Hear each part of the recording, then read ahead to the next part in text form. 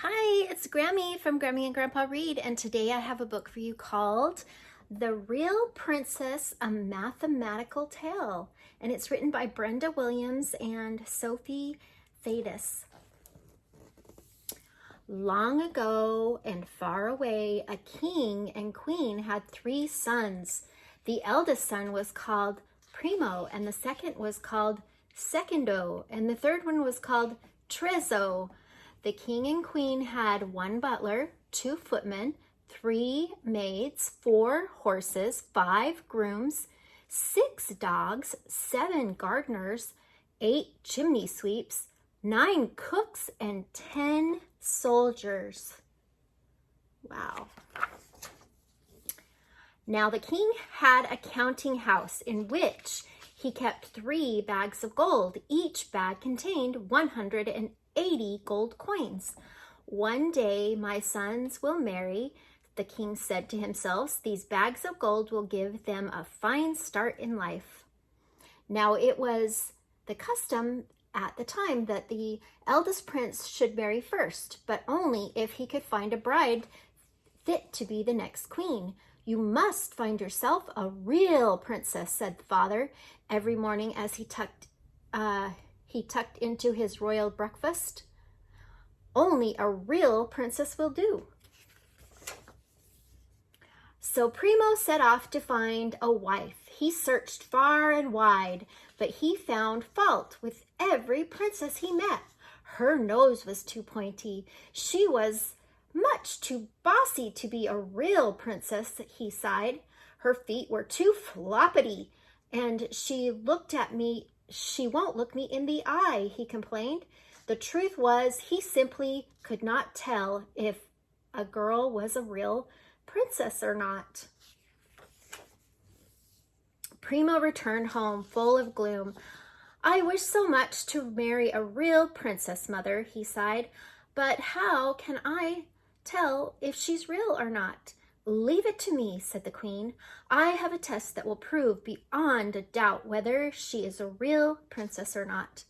Now you may like to know what no one else in the castle knew.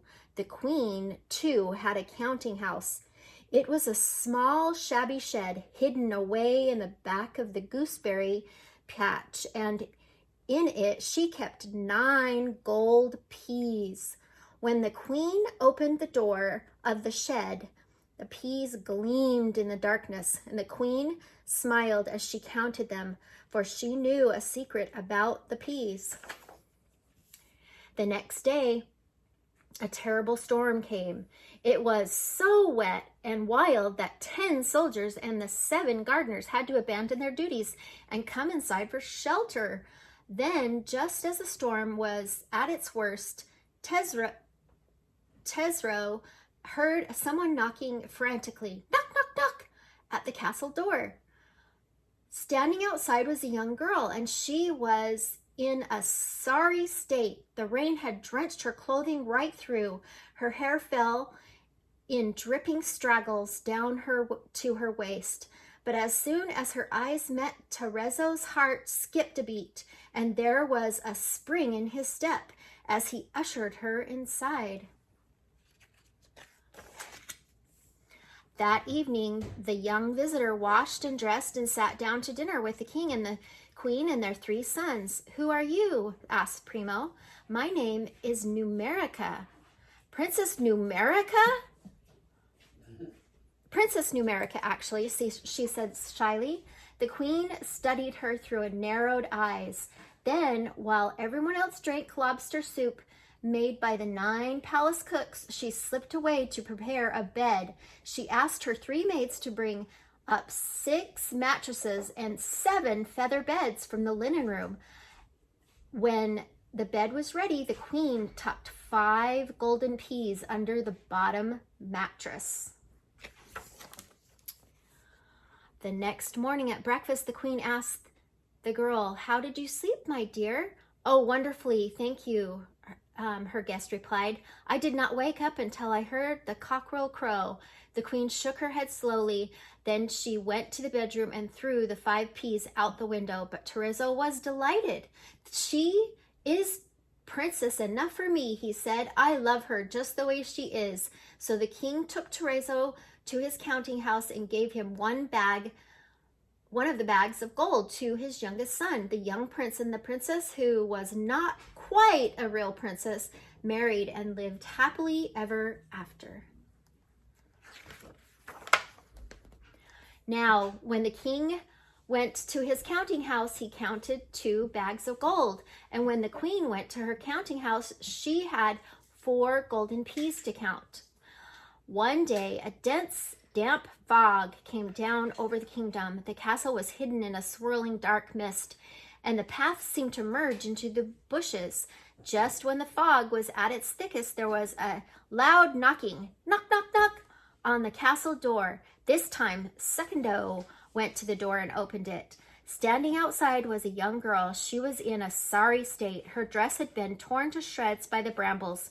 Her arms were cut and scratched and bruised, and her hair was tangled and matted with leaves and burrs. But soon as he set his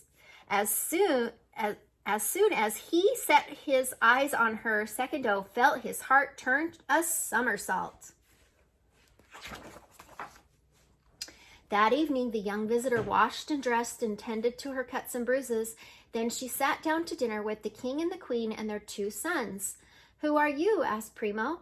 I am Princess Calcula, replied the girl in a rather grand voice. My parents live in a palace that is twice this size, and they have 3 times as many servants.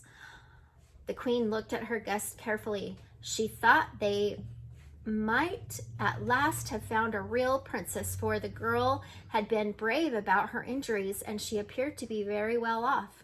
While Princess Calcula told everyone about her family's many servants, and the queen slipped away and prepared a bed. This time her 3 maids brought up 8 mattresses and 9 feather beds from the linen room, and the queen tucked in 3 golden peas underneath the bottom of the mattress. The next morning at breakfast, the queen asked the girl, How did you sleep, my dear? Oh, wonderfully, thank you, the guest replied. I did not wake up until I heard the cockerel crow. The queen shook her head slowly, and she went to the bedroom and threw the 3 golden peas out the window. But Secondo was delighted. She is princess enough for me, he said. I love her just the way she is. So the king took Secondo to his counting house and gave him one of the 2 remaining bags of gold to his son. The young prince and the princess, who was not quite a real princess, but very nearly a real princess, married and lived happily ever after. Whew. Now, when the king went to his counting house, he counted only 1 bag of gold. And when the queen went to her counting house, she only had 1 golden pea left. That summer, a heat wave descended upon the kingdom. The wide rushing river sparkled as it flowed through the valley. Butterflies danced in the sunlight, and flowers opened their petals wide. Primo was riding back to the castle after another failed journey to find a real princess when he heard someone singing. There sitting in the shade of a tall oak tree was a young girl. She was weaving flowers into a garland for her hair. She smiled at the prince and wished him a safe journey. But Primo had no intentions of going a step further. He quickly dismounted and tied up his horse. Who are you? He asked. Let me see. Today my name is Geometria. She said. What's yours? Primo, Prince Primo. As a matter of fact, are you a princess by any chance? The girl raised her left eyebrow and looked him straight in the eye. You'll have to judge that for yourself, she said. Why don't you stop asking questions and come exploring instead? So the 2 of them wandered the woods together, watching the doves and the butterflies come and go and talking of many things. When evening fell, they rode back to the castle together. That night, the young visitor washed and dressed and sat down to dinner with the king and queen and their one son. "Thank you so very much for inviting me to stay," she said, with a voice that rang like silver bells. "I hope you will all come to visit my family one day soon." The queen smiled as she listened. She only wanted the best for her son, and their visitor was enchanting. But was she a princess? While the rest of the party ate their ice cream sundaes, which was created to a secret recipe by the 9 palace cooks, the queen slipped away to prepare the bed. This time her 3 maids brought 9 mattresses and 10 feather beds from the linen room, and this time the queen tucked in just 1 golden pea beneath the bottom mattress. The next morning at breakfast, the queen asked the girl, "How did you sleep?" "Oh, I am so sorry to complain when you have been so kind to me, but I thought I had 9 mattresses and 10 feather beds. I almost felt uncomfortable all night. I am black and blue all over." The queen looked at her eldest son and smiled. "She must indeed be a real princess, my son," she said, "for only a real princess could feel just 1 golden pea through 9 mattresses and 10 feather beds. You have found your true love at last." And she went to the bedroom and threw the pea out the window. So the king took his eldest son to his counting house and gave him the last bag of gold. And the queen went to her counting house, but of course she had no peas left. For though she had once 9 peas, she had used 5 for the first girl, 3 for the second girl, and 1 for the third girl, and each time she had flung them out the window. But the queen smiled, for she knew the secret about the peas. The prince and the princess, who were truly the real princess and one day would be queen, married and lived happily ever after. The end. Almost, but not quite. Actually, that's not quite the end of the story, for now the king had no money left in his counting house, and as he had given it all to his sons, that night he asked the queen, "How shall we manage, my dear? We have so many faithful servants who took to look after us. How shall we feed and pay them?" "Come with me," said the queen. So the king followed the queen into the garden. There beneath the bedroom window, the 9 golden peas had taken root and grown into 9 tall plants.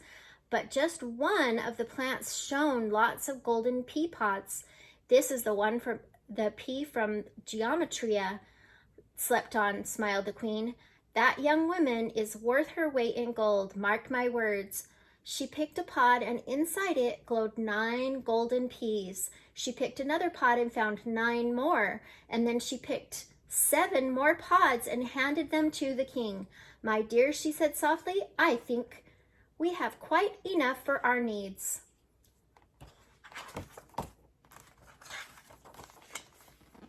The king was astonished and flabbergasted and speechless with delight. He hugged the queen and danced her all around the castle grounds.